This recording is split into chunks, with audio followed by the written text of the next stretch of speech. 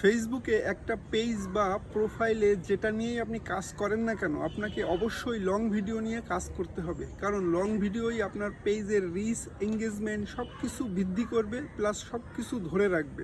আর যদি এগুলো ধরে রাখে, সেক্ষেত্রে কিন্তু আপনার যে ধরনের কন্টেন্ট আপনি পাবলিশ করেন না কেন, নতুনদের কাছে, পুরাতনদের কাছে, অথবা আপনার যেই নন ফলোয়ারদের কাছেও কিন্তু প্রতিনিয়ত কন্টেন্টগুলো পৌঁছাবে। এতে আপনার কিন্তু পেজ বা প্রোফাইলটা দ্রুত গ্রো করবে।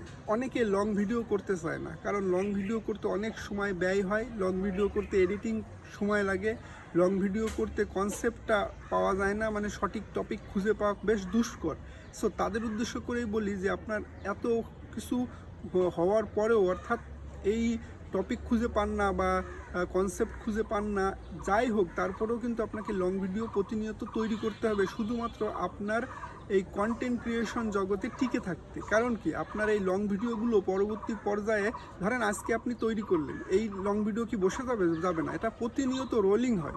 অর্থাৎ নতুনদের কাছে ফেসবুক পাঠাতেই থাকে, বা পুরাতনদের যারা আপনার সাথে সম্পৃক্ত, যারা দেখে নাই, তাদের কাছেও পাঠাতেই থাকে, প্রতিনিয়ত এটা কিন্তু পাঠাতেই থাকে। আর যার কারণে আপনার রিচ, এঙ্গেজমেন্ট কিন্তু ধরে রাখাতে এই লং ভিডিও সহায়তা করে।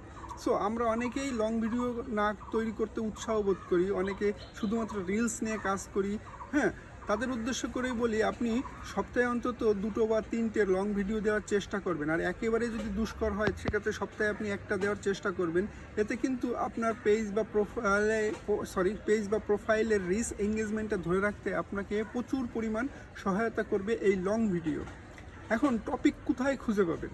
টপিক হচ্ছে, আপনি যেই বিষয়ে কাজ করেন সেই বিষয়ে যারা বড় বড় কন্টেন্ট ক্রিয়েটর আছে, তাদের ভিডিওগুলো বেশি বেশি দেখবেন, তারা কোন বিষয় নিয়ে কাজ করতেছে, তাদের টপিকগুলো খুঁজে বের করবেন। আর আপনি যদি মনে করেন না এই টপিকে আপনি কাজ করতে পারবেন, সেক্ষেত্রে আপনি সেই টপিক বাছাই করে সুন্দর করে নিজের মতো করে আপনি ভিডিও তৈরি করবেন। অবশ্যই 3 মিনিট প্লাসের মানে ভিডিও তৈরি করতে হবে। এগুলোই হচ্ছে লং ভিডিও হিসাবে কাউন্ট করে ফেসবুক। সো লং ভিডিও যদি আপনি বেশি বেশি মেক করতে পারেন, আর বর্তমানে যেহেতু ফেসবুক লং ভিডিওতে ইনকাম বৃদ্ধি করে দিচ্ছে, সো এটা কিন্তু খুব একটা ভালো বিষয়। সো লং ভিডিও তৈরি করবেন। আমরা জানি যে লং ভিডিও তৈরি করতে প্রচুর পরিমাণ সময় ব্যয় হয়, এডিটিংয়ের সময় ব্যয় হয়, কিন্তু সব কিছু করার পরেই কিন্তু আপনাকে সফলতার দিকে এগিয়ে নিয়ে যেতে সহায়তা করবে ফেসবুক। আপনি যদি কষ্ট না করেন, আপনি যদি পরিশ্রম না করেন, সেক্ষেত্রে তো সফলতা পাওয়া খুবই কষ্টকর হবে। সো লং ভিডিওর উপর গুরুত্ব আরও অবশ্যই আপনাকে করতে হবে। আর লং ভিডিও চেষ্টা করবেন যে প্রথম অংশটুকু ইন্টারেস্টিং করার। এখন আর কেউ হাই হ্যালো বা কেমন আছেন এইসব বিষয়ে কেউ আর ইন্টারেস্ট দেখায় না। আপনাকে মূল টপিকে ফিরে যেতে হবে ডাইরেক্ট। অর্থাৎ প্রথম থেকেই আপনি ডাইরেক্টলি বলবেন যে আপনি কোন বিষয় নিয়ে কথা বলবেন, আপনি আপনার বিষয় বা টপিকে কোনো ইনফরমেশন আছে কিনা অবশ্যই আপনি দেওয়ার প্রথম দিকেই চেষ্টা করবেন। সেক্ষেত্রে দেখবেন আপনার অডিয়েন্স আপনার সাথেই থাকবে। আর তা না হলে আপনি যদি শুরুতেই হাই হ্যালো কেমন আছেন বন্ধুরা এইসব বিষয় নিয়ে কথা বলেন, সেক্ষেত্রে কিন্তু তারা আপনার সাথে বেশিক্ষণ থাকবে না, যার কারণে ভিউ হবে না, আপনিও হতাশ হয়ে পড়বেন। আর ভিউ যদি না হয়, এঙ্গেজমেন্ট যদি না থাকে, ওই ভিডিওটা কিন্তু ফেসবুক পরবর্তীতে সাজেস্ট করবে না। সো আপনাকে এঙ্গেজমেন্ট পোস্ট বেশি বেশি তৈরি করতে হবে এই লং ভিডিওর মাধ্যমে।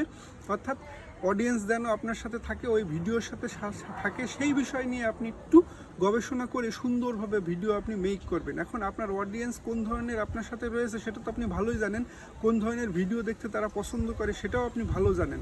কিন্তু আপনার মূল টার্গেট হবে হচ্ছে নন ফলোয়ার, এখনও যারা আপনাকে ফলো করেনি বা নতুন যারা অডিয়েন্স আছে, তাদের উদ্দেশ্য করে সার্বিক বিষয়ের দিক বিবেচনা করে আপনাকে সেইভাবে একটা লং ভিডিও তৈরি করতে হবে প্রতিনিয়ত।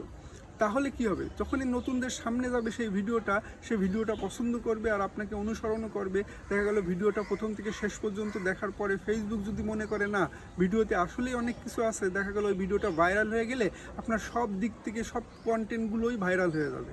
এতে কিন্তু আপনার দিন ফিরে যাবে। শুধুমাত্র একটি ভিডিও যদি আপনি ভাইরাল করতে পারেন, সেক্ষেত্রে কিন্তু আপনার পেজের দিক বা পেজ বা প্রোফাইলের যেই রূপরেখা সেটা কিন্তু পরিবর্তন হয়ে যাবে রাতারাতি। সো চেষ্টা করতে হবে ভালো মানের হাই কোয়ালিটি কন্টেন্ট তৈরি করে ইনফরমেশন রাখার, যেন আপনার অডিয়েন্স আপনার সাথে সম্পৃক্ত থাকে প্রতিনিয়ত।